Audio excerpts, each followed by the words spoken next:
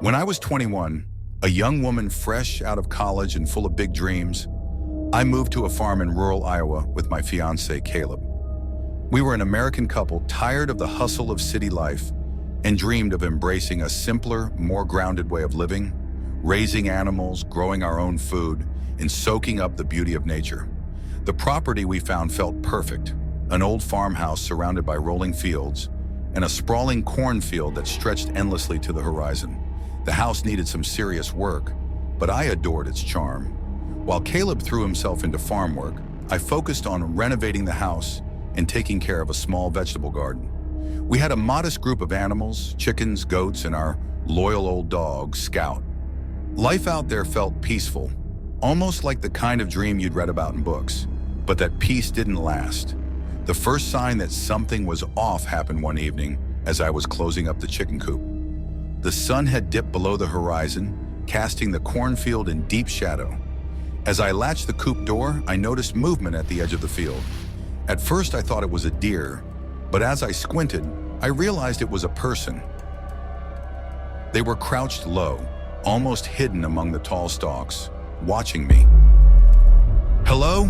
I called out, trying to act like I wasn't fazed by the situation at all. The figure didn't move. I backed towards the house, keeping my eyes on the field. By the time Caleb came out with a flashlight, the person was gone. "It was probably just a kid messing around," Caleb said, trying to reassure me. I just couldn't shake the feeling of being watched. Over the next few days, little things started to creep me out. I'd find the chicken coop door slightly ajar in the mornings, even though I was positive I'd latched it tight. Tools would go missing from the barn, only to reappear days later in the strangest places. One night, Scout started barking furiously at the back door. When Caleb opened it, there was nothing there, just the faint rustling of the cornfield in the wind. Caleb chalked it up to animals, but Scout's growling continued throughout the night. I couldn't sleep. My mind kept racing with thoughts about who or what might be out there. A week later, I was in the barn stacking hay when I heard a soft rustling sound coming from outside. Curious, I peeked through a gap in the wooden boards and froze. There was someone standing just beyond the cornfield, partially hidden by the tall stalks. They were tall, wearing loose, dark clothes, and their face was obscured by the shadow of the corn. They didn't move, just stood there, staring at the barn like some creep. I backed away slowly and ran to the house to grab Caleb. By the time we got back to the barn, the figure was gone. "That's it," Caleb said. "We're calling the sheriff." The sheriff came the next day, listened to our story, and did a quick sweep of the property. He found no signs of anyone and suggested it might be a drifter passing through. Still, he promised to keep an eye on the area. 2 nights later, I woke up to a sound I'll never forget: a sharp tap on the bedroom window. My heart skipped a beat as I laid there, barely able to breathe. Caleb was still sound asleep next to me, but Scout, lying at the foot of the bed, let out a low, deep growl. I finally gathered the courage and slid out of bed to peek through the curtain. My breath caught in my throat in that instant. Standing just a few feet from the house, in the moonlight, was the same thing. Figure, or whatever that was that I'd seen near the cornfield. However, this time, I could make out more details. Their clothes were tattered and filthy, and their posture was unnaturally stiff. I stumbled backward, waking Caleb. He grabbed his shotgun and bolted outside, shouting into the night, but the figure was already gone. The next morning, we found deep footprints leading from the cornfield to the house, stopping directly beneath our bedroom window. They were large and uneven, as if the person had been dragging one foot. At that point, I was seriously questioning why we ever thought living in the middle of nowhere was a good idea. I wanted us to pack our things and leave, but Caleb, with his "I've got this under control" alpha male attitude, insisted we stay. Reluctantly, I went along with it. We decided to install motion-activated lights and cameras around the property, hoping to catch whoever it was. Caleb spent the entire day setting everything up, and by nightfall, I felt a little safer, knowing we'd at least have a warning. The cameras didn't pick up anything unusual for a few days, and I started to get complacent. But one afternoon, while walking along the edge of the cornfield, I stumbled on something strange: a small pile of random items, a chicken feather, a wrench from our barn, and an old, rusted knife. It felt like someone had been collecting things from our property. I showed Caleb, and we decided to check out the cornfield. With flashlights in hand and Scout by our side, we headed into the tall stalks. The rows seemed to go on forever, and the deeper we went, the more the silence felt heavy and unsettling. Then we found it, a crude shelter made from corn stalks and old tarps, hidden deep within the field. Inside were more items, a torn piece of fabric from my garden gloves, an empty dog food can, and a photograph of our farmhouse taken from the driveway. My stomach turned as I realized someone had been living there, watching us. That night I couldn't sleep. Every sound made me trip, and even Caleb seemed on edge for a guy that always acted so tough. Around 3:30 a.m., the motion lights outside the barn flicked on. We both shot out of bed and checked the cameras. On the screen, we saw the figure standing in front of the barn, holding something long and thin, maybe a stick or a metal rod. They were just standing there staring at the camera. Caleb grabbed his shotgun, and we both ran outside, but by the time we got there, the person was gone again. In the morning, we found the barn door scratched and the words "Stay away" scrawled into the dirt in front of it. We called the sheriff again, who brought a few deputies to search the property. They found the shelter in the cornfield, but no sign of the person who had been living there. The sheriff said it was likely a transient who had taken a liking to our farm, but I couldn't shake the feeling that it was more than that, honestly. Whoever it was, they knew too much about us at this point, our routines, our home, and even our dog. We stayed on the farm for another month, but the unease never really went away. Every rustling in the corn, every flicker of the motion lights sent my heart racing. Eventually, we decided it wasn't worth the anxiety and moved to a different property closer to town. To this day, I still think about that thing in the cornfield. Where did they go? What did they want? And most chillingly, how long had they been watching us before we even noticed? People are crazy these days. You definitely got to watch your backs often.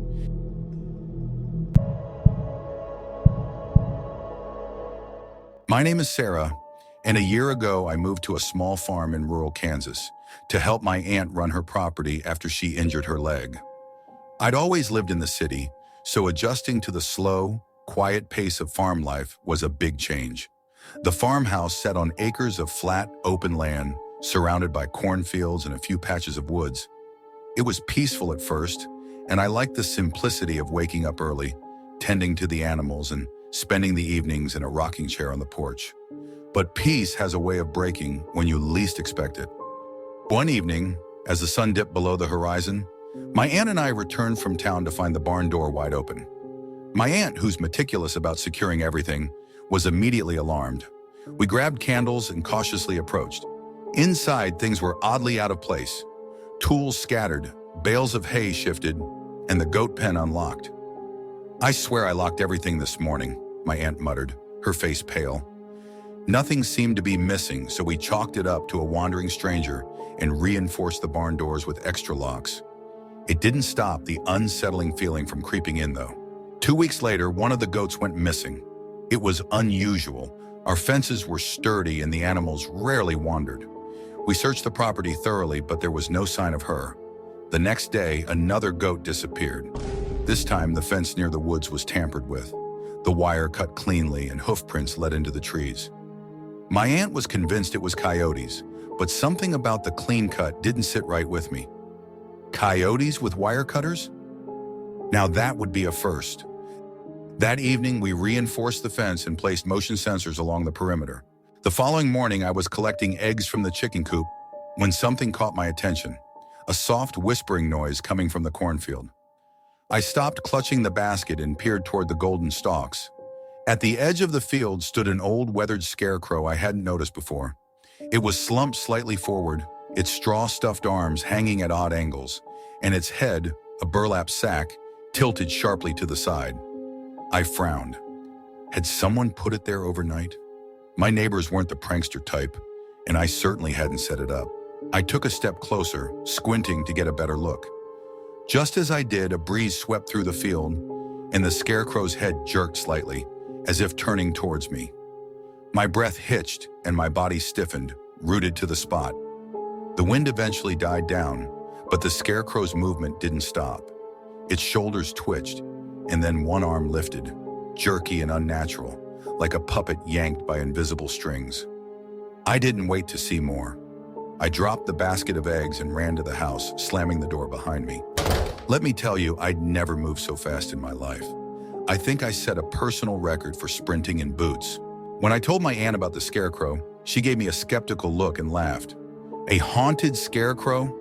You've been watching too many horror movies," she said, grabbing the old shotgun we kept by the back door. "Come on, let's go find your spooky straw man." We marched outside, her boots crunching confidently on the gravel. But when we reached the cornfield, the scarecrow was gone. The patch of dirt where it had stood was bare, save for a few scattered strands of straw. "Well, looks like your monster decided to take a hike," she teased, prodding the dirt with her boot. "Probably just a prank. Maybe those kids from the next farm over." Her words didn't sit right with me, but I didn't argue. That night I laid awake in bed, staring at the ceiling. Every little creak and groan of the house seemed louder, more deliberate.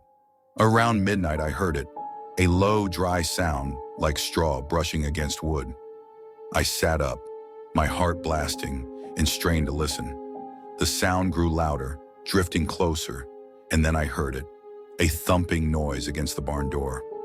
The next morning I told my aunt what I'd heard. She rolled her eyes but didn't laugh this time. "Probably just the wind," she said, though her voice lacked its usual confidence. "But if it makes you feel better, we'll check it out."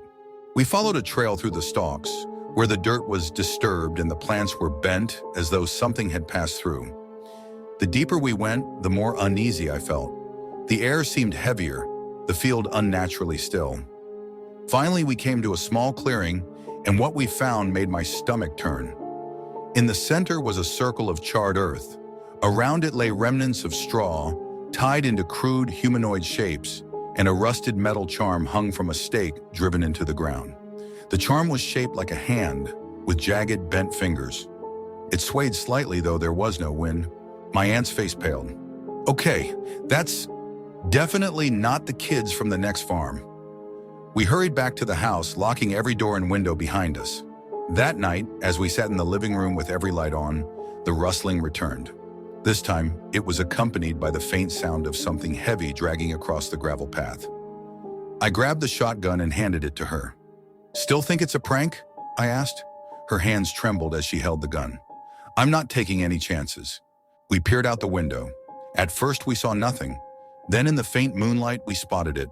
The scarecrow. It stood at the edge of the yard, but now its head was twisted to face the house. Its arms hung unnaturally low. The straw limp was darkened with something wet. My aunt's voice shook. "Get out of here!" she shouted, firing a warning shot into the air. The scarecrow didn't move. Instead, it seemed to sink slightly, its shoulders hunching, as though crouching for a leap. We slammed the door and retreated to the center of the house. The noises stopped, but neither of us slept. The next morning, we found the barn door scratched and splintered. Inside, the animals were cowering, their pens visibly disturbed. Near the door, there was a note etched into the wood, jagged and crude. We called the police immediately, who came out to investigate. He didn't find anything but suggested we consider moving. That night, I laid in bed listening for the faintest sound. Around 5 a.m., the motion sensor flickered on again. I crept to the window and peeked outside. The scarecrow was back, standing in the yard. Closer this time, but it wasn't alone. Lined up along the edge of the cornfield were more of them, other scarecrows. Their dark outlines were barely visible in the silvery moonlight. Their bodies twisted and broken, like something out of a nightmare. I didn't even hesitate. I ran to wake my aunt. She didn't brush me off this time, not even close. Her voice shook, but she was all business. "We're calling the police," she said, grabbing the phone with a trembling hand. By the time they showed up, they were gone. Every single one of them. Just gone. That was it. The final straw. The very next day, we packed up whatever we could fit in the car and left the farm as fast as humanly possible. We never looked back. Eventually, the place was sold off. Honestly, I don't know what was out there or why it picked us, but sometimes late at night when the house is quiet, I swear I hear that low, dry rustling again. It's faint, but enough to send shivers. And in my mind, I see those twisted figures moving just out of reach of the light. I can't help but wonder what's going to happen to the next poor folks who move in there.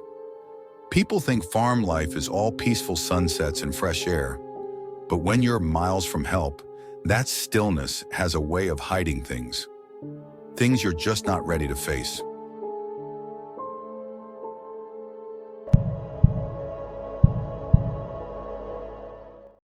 Five years ago, when I was 26, I decided it was time to get out of my comfort zone. My life in Washington felt stagnant, and the idea of traveling on a exhilarating budget seemed like a way to shake things up. I started woofing, volunteering on farms for room and board, making my way across the West Coast. I saved just enough to buy a one-way ticket abroad and decided to pick a random destination. That's how I ended up in rural Moldova, in a town barely on the map.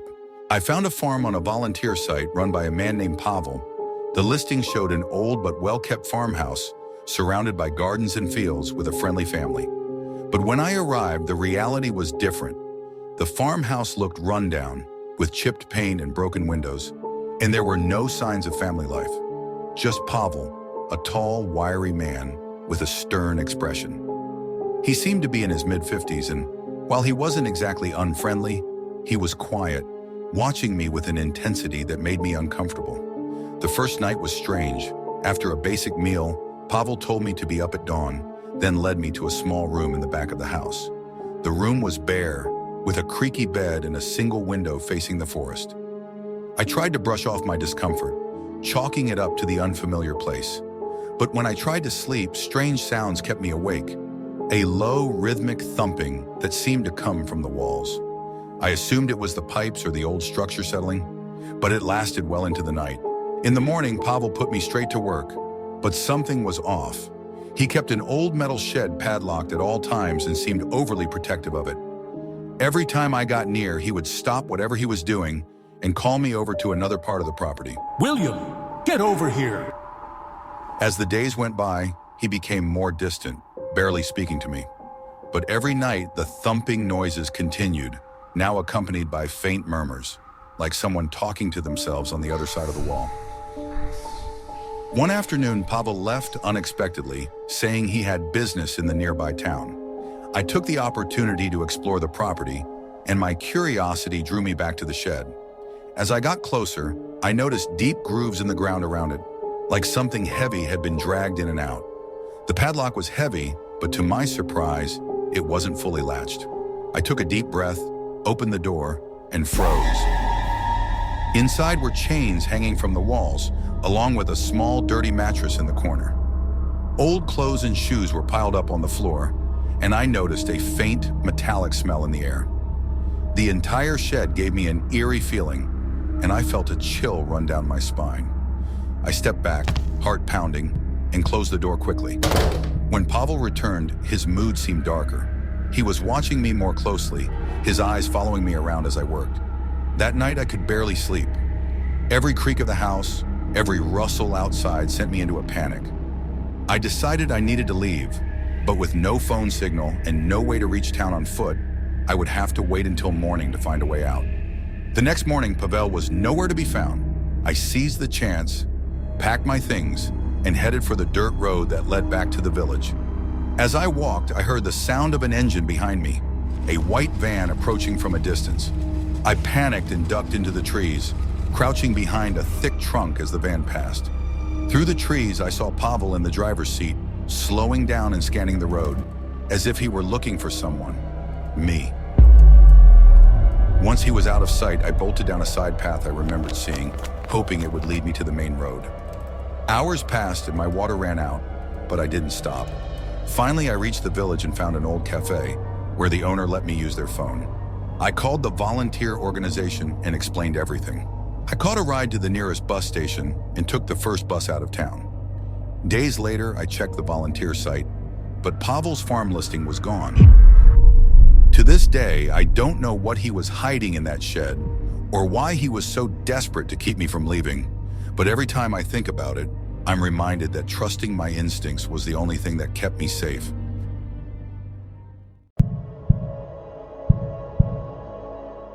About 5 years ago, I lived on my uncle's farm with him and my cousin Mike. We were in a remote part of Iowa, miles from the nearest neighbor, with endless fields of corn stretching out like a maze around us. We spent most of our summers exploring those fields or heading out to the small creek that marked the farm's boundary. Some days the quiet felt peaceful, on others it was almost unsettling. One day, Mike and I decided to make the hour-long trek out to the creek. It was a sweltering day, the kind that made the air feel thick and heavy. Halfway there, we started hearing this strange humming noise in the distance. At first, we thought it might be farm equipment, but there hadn't been any vehicles out here for days, and the sound seemed too precise, too mechanical. Curiosity got the best of us, so we followed the sound deeper into the corn. After pushing through rows of stalks, we stumbled into a large clearing that we'd never seen before, even after years of exploring. It was a perfect circle, about 50 feet wide, with nothing but dry dirt at its center. And in the middle were 7 men in dark blue coveralls. They were gathered around what looked like heavy-duty equipment with cables, antennae, and glowing monitors. My first thought was that they might be surveyors, but nothing about the setup seemed normal. The men were all older, in their 40s or 50s, and they looked as surprised to see us as we were to see them. The second we stepped into the clearing, they froze, staring at us with wide eyes. One of them, a burly guy with a shaved head and a deep scowl, stepped forward. "You're not supposed to be here," he said, his voice as tense as his expression. Mike grabbed my arm and I could feel him trembling, but I couldn't stop staring at the equipment. Some of it looked military, while other parts seemed like they'd come from an electronics lab. There were metal cases with numbers scrawled on them, a monitor showing live video of the field, and thick power cables leading into the ground. It didn't look like farm work, and it definitely didn't look like anything we should have been seeing. One of the men, an older guy with gray hair and a trimmed beard, exchanged a look with the man who'd spoken. The guy with the beard looked down at a clipboard and then at us, as if calculating something.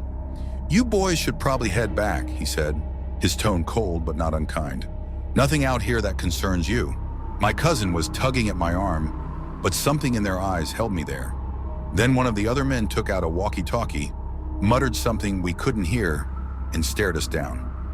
At that point, my instinct kicked in, and I grabbed Mike, and we bolted back through the corn. I didn't stop running until we broke through the last row and saw the house in the distance. When we got back, we told my uncle everything we'd seen. He shook his head, saying he didn't believe us, but when we insisted, he agreed to check it out with us. The next morning, he led us back to the spot, but when we reached the clearing, it was empty. No men, no equipment, just a bare circle of dirt where they had been. My uncle looked annoyed, as if we dragged him out here on a wild goose chase. The empty clearing felt eerie, and my gut told me we shouldn't stay. When we got back, my uncle asked around with some other farmers in the area, but none of them knew anything about a crew working nearby. He shrugged it off as a prank, but I knew that was no prank. Over the next few weeks, things only got stranger. Some nights just after dusk, Mike and I would hear that low humming sound again, faint but unmistakable. And once from my bedroom window, I saw the glow of headlights moving along the edge of the field near the creek. They'd flicker on, disappear, and then reappear in another part of the field, like someone was surveying the land. When I mentioned it to my uncle, he just shrugged and told me to get some sleep. One night, Mike and I decided to follow the headlights. We took our bikes out and pedaled as quietly as we could along the edge of the field. When we reached the creek, we saw a single truck parked in the same clearing where we'd seen the men. It was painted a dull olive green, with no logos or license plates. The windows were dark, and though we couldn't see anyone inside, the engine was running. Then out of the shadows, we saw 2 of the men from before, one with a shaved head and another I didn't recognize. They were carrying metal cases back into the truck, talking in low voices that we couldn't quite hear. My heart pounded as Mike and I ducked behind some bushes, but even in the dark, I felt like they knew we were there, watching. Just as they finished loading the truck, the man with the shaved head turned in our direction, like he'd heard something. We didn't stick around. We hopped back on our bikes and tore down the path, not stopping until we were back on our driveway. The truck headlights flicked on behind us, but by the time we got to the house, they disappeared into the darkness. After that night, we stopped hearing the humming sound, and we never saw the headlights again. The clearing in the cornfield eventually grew back, like it had never been there. Mike and I tried to forget about it, but every now and then, we'd glance toward the edge of the field, half expecting to see those men again, wondering what they'd really been doing out there and why they'd left so suddenly.